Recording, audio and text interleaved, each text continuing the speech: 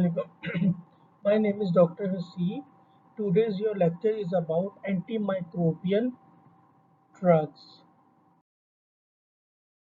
So, among the antimicrobial drugs, the first one are the drugs that are used in the treatment of tuberculosis, which is also named as TB. So, it's an infection disease that is basically caused by M. tuberculosis. It also is a part of a latent TB. That is basically the thing is that in which the bacteria gets into the body, but they cause no infection. So they are the latent TB, and they are basically asymptomatic infections that don't spread the disease. So one third of the world's population is infected by that. In 1914, there are about 9.6 million cases of the active tuberculosis, which resulted in about 1.5 million deaths. More than 95% of the deaths occurs in the developing countries. So basically, the tuberculosis mostly spread and mostly developed in the developed countries, like in the Asian countries. So it is basically in the Asian countries.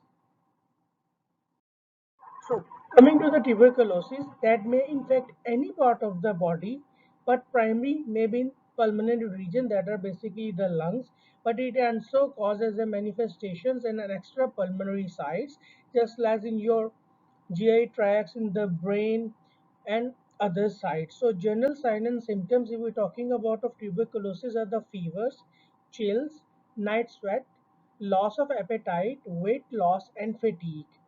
Vaccinations are also given for the prevention of the tuberculosis, that is known as the BCG vaccines, and that is basically the tests they are usually done to diagnose that disease. And 24th March is the day that is the World Tuberculosis Day.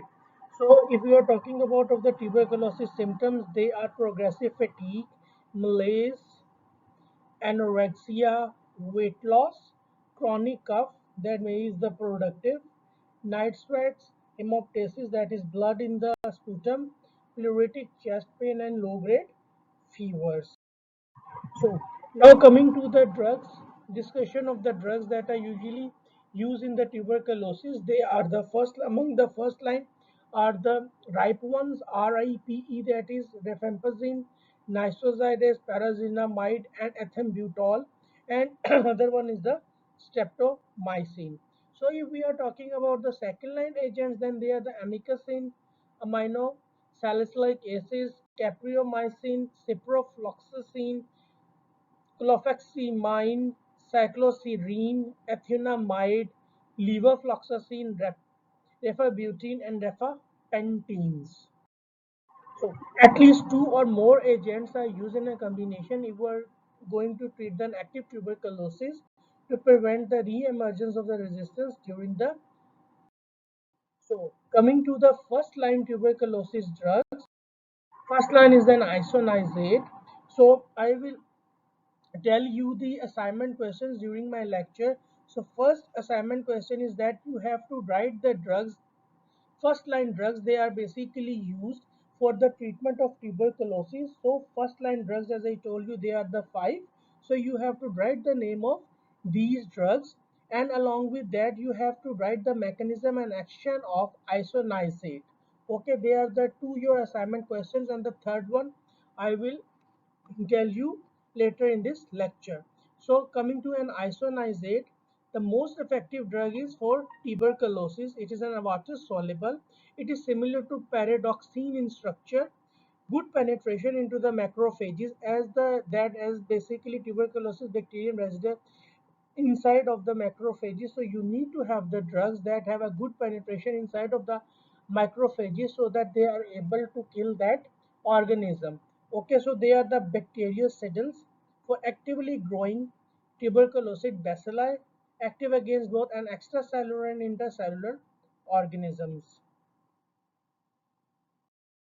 Now, if we are talking about of the pharmacokinetics, it's a good absorption from the GIT tract. It is readily distributed to the tissues and the body fluids. It's an oral, and it is basically available in a form of both oral and the parenteral.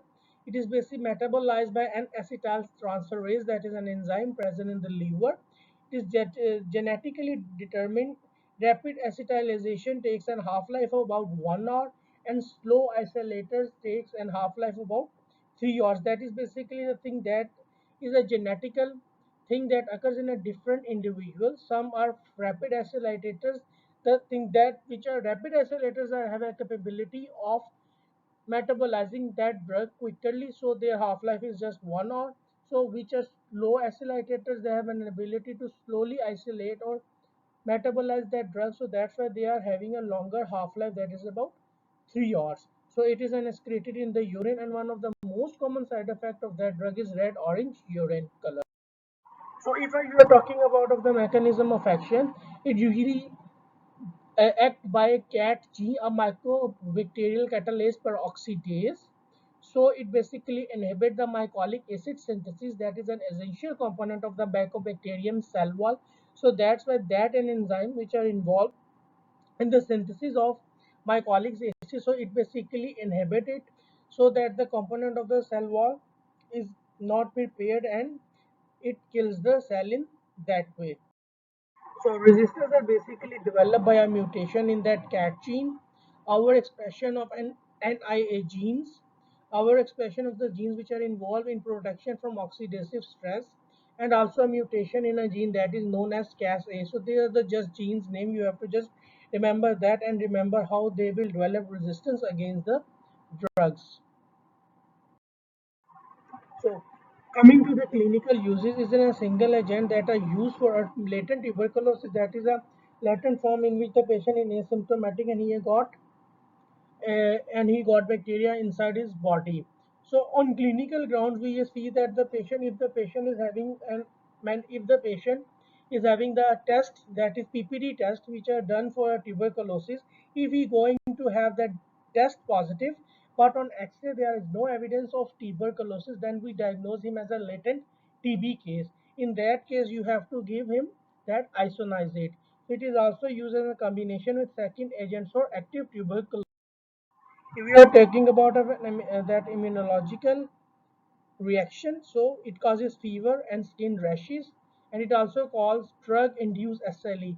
There are, I think, one, two, three, four drugs that are usually known at the cause that SLE, and they are then the mnemonic for that is the SHIP, SHIP,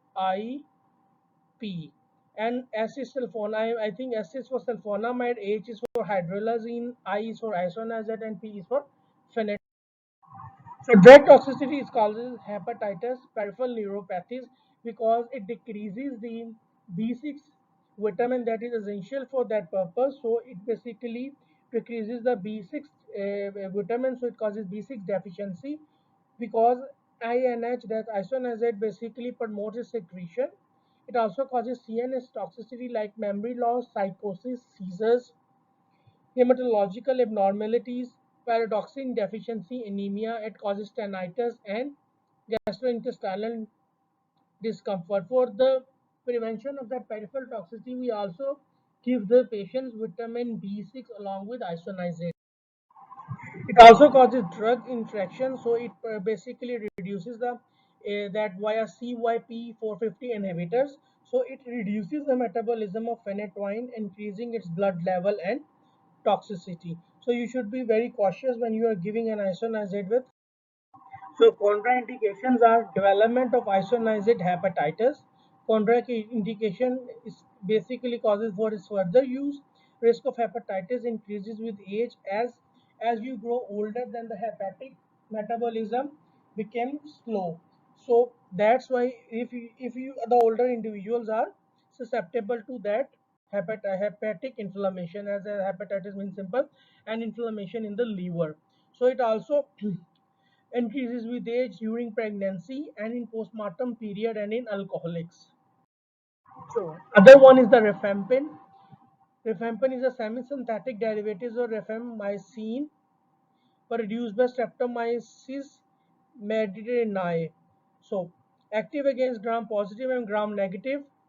Sorry, I have told you the effect of red orange urine for isoniazid, but that's not its adverse effect. Basically, it's the drug rifampicin. rifampin, that is basically causes red urine coloration of the red orange coloration of the urine. Okay, so remember it's causes by the rifampin, not by isoniazid.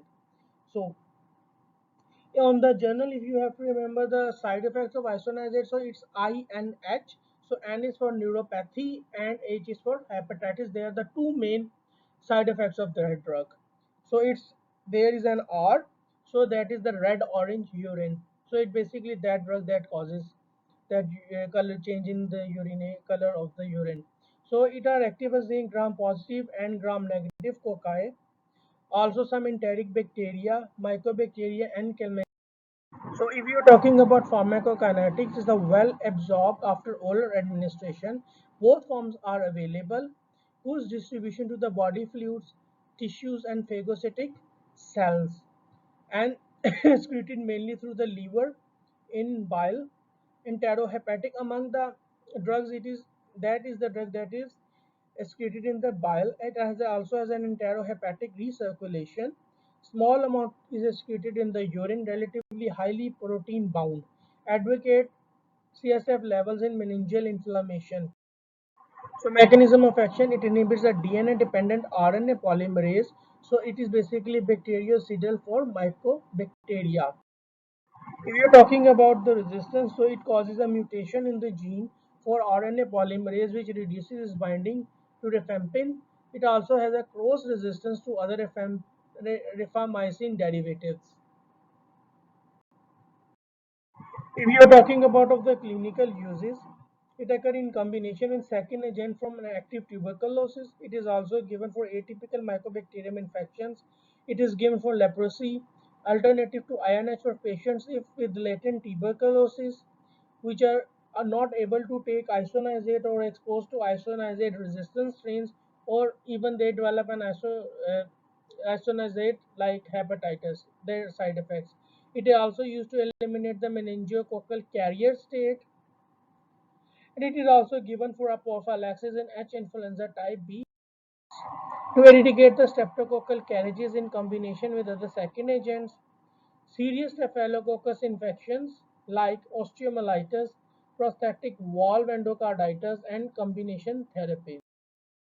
So adverse effects are basically harmless. That I told you that orange coloration that is in the urine, sweat, and tears.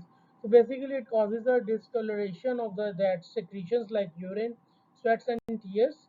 It also causes flu-like syndromes, rashes, thrombocytopenia, that is decrease in the number of platelets, nephritis, acute tubular necrosis. Then it causes cholecystatic jaundice and hepatitis and light chain protein. If we are giving the that is it is a potent CYP inducer, so it increases elimination of methadone, anticoagulants, cyclosporins, anticonvulsants, protease inhibitors, non-nucleoside reverse transcriptase inhibitors, and contraceptives. Now we are coming to an ethambutol. It is E. So it is having at E. So for I, so it is going to have an adverse effect that is related to I. So it is synthetic, water soluble, heat soluble. So pharmacokinetics are it is basically well absorbed from GIT, present only in an oral form, 20% excreted in feces and 50% in urine in unchanged form. It accumulates in renal failure patients. It also causes the blood-brain barrier when meninges. Mechanism action it basically inhibit arabinosyl transferase. So polymerization of the glycane, an essential component of the mycobacterium cell wall. So its resistance is similarly in a mutation in the EMB genes if the drug is used alone. Mostly anti-tubercular drugs are used in combination just to prevent that resistance. Clinical use is the bacteriostatic result. Other two, the first two ones are the bactericidal. So it is a bacteriostatic. It's used in a combination with an isoniazid or rifampin for an active tuberculosis. In at higher in higher doses for tuberculosis. Adverse effect of retrobulbar neuritis, loss of visual acuity, as I told you, E for eye, red green color blindness. So they are the basically two side effects which you can easily remember. for ethambutol, that is E for eye, so it causes loss of visual acuity and red-green color blindness. So it also leads to hypersensitivity. For that purposes, we usually check periodic visual acuity testing. It is also contraindicated in very young children. So now coming to the parazinamide, it's a relative of nicotinamide, nicotinamides. It is stable and slightly soluble in water and activated at neutral pH, but activated in acidic pH. Drug taken up by macrophages, active against intracellular organisms that may cause relapse. So pharmacokinetics is well absorbed from GIT. It's available in oral form, widely distributed in the body tissues, including inflamed meninges. Half-life was about 10 to 8 to 12 hours. Parent compound metabolized by the liver and metabolites are usually renally. So its mechanism of action is bioactivation to parasinoic acid by Mycobacterium parazinamidase, that is an enzyme present in that microbacterium which causes an activation of that drug then to a compound that is parasinoic acid within acidic environment of lysosomes. So it disrupts the Mycobacterium cell membrane metabolism and transport function. So resistance is developed by impaired uptake of parazinamide and mutations in the genes, that is basically an enzyme required for its activation, that is on the previous part is the name of that enzyme. So adverse effects are hepatotoxic. Mostly these drugs are hepatotoxic. Hyperuricemia as the so they so they provoke acute gouty arthritis is also causing nausea and vomiting along with drug fever. So streptomycin is among the last. So it's available only in an injectable form. It penetrates poorly into the cells. So that's why that is the last one. It is usually not given. Active mainly against extracellular bacilli like Mycobacterium avium and Mycobacterium cancer. So mechanism of action is it inhibit protein synthesis by binding to the S12 ribosome unit. Its resistance is simply in the alternation of that lysosomal binding. Adverse effect is an ototoxic with vertigo and irreversible hearing loss, and it is also a nephrotoxic. So, among coming to the second line anti-tuberculosis, they are the ethanamide. It is chemically related to an isoniazid. It's a water soluble, given only orally, metabolized by liver. Its side effects are gastric irritation, neurological symptoms, hepatotoxicity, cross resistance between isoniazid mites. Capreomycin is obtained from a Streptomycin capreolus. Protein synthesis, it is a protein synthesis inhibitor only available in injectable form for a TB drug resistant tuberculosis. So it's an intramuscular. It causes an ototoxic and it is also an ototoxic and nephrotoxic. It causes local pain and sterile. Now cycloserines, they are cell synthesis inhibitors eliminated usually renally and adverse effects of peripheral neuropathy, depression, and antipsychotic reaction. Now, aminosalicylic acid structurally similar to that compound PABA and sulfonamides. It is a folate synthesis antagonist widely distributed in tissues and body fluids except that CSF, cerebrospinal fluid. Excreted in urine can cause crystalluria. Adverse effect of GI symptoms, peptic ulcers, hemorrhages, and then kanamycin TB caused by streptomycin resistant strain and it is more toxic. Now amikacin multi-drug resistance is used for multi-drug resistant tuberculosis. It also active against atypical mycobacteria and it is and resistant to kanamycin. Now fluoroquinolones that is active against many bacteria, gram positive, gram negative infections, mycobacterium tuberculosis, atypical mycobacteria, ciprofloxacin, levofloxacin, and moxifloxacin are the drugs which are in that group. Moxifloxacin is the most active. Now, linezolid, it is a drug of last resort for infections caused by multi-drug resistant strains, also resistance to other second-line agents.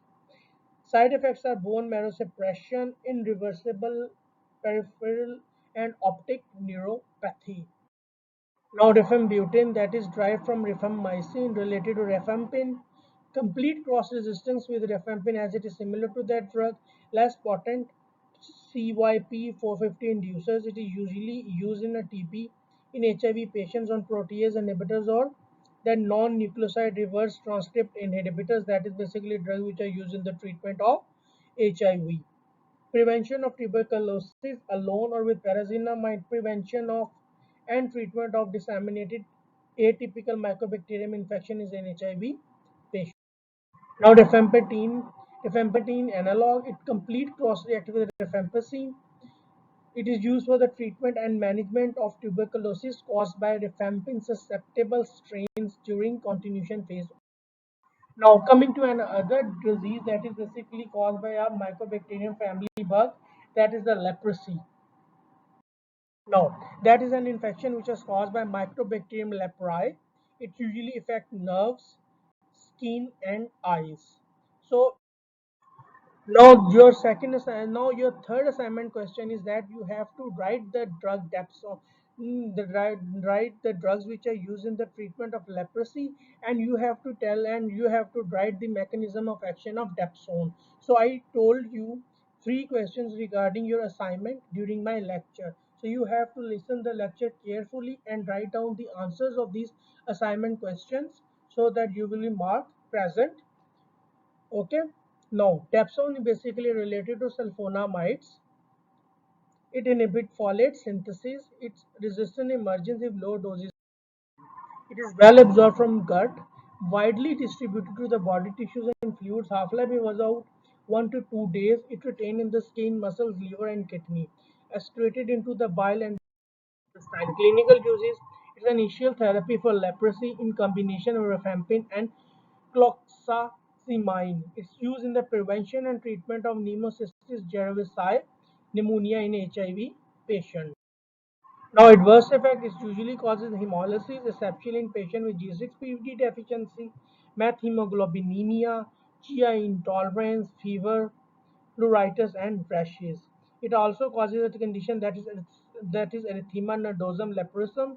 That is the picture showing while treating lepromatous leprosy. So it is basically suppressed by corticosteroids or thalidomide. Basically, they are the immunosuppressive agents. So they suppress these reactions. So other one is the cloxazimine.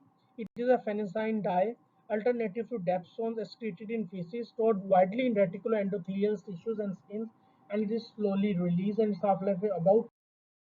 Now uses it's used for sulfone resistant leprosy. Leprosy patient intolerant to sulfones, that is the first line drug, that is dapsone, and it side effects are red, brown to black skin discoloration and GI intolerance.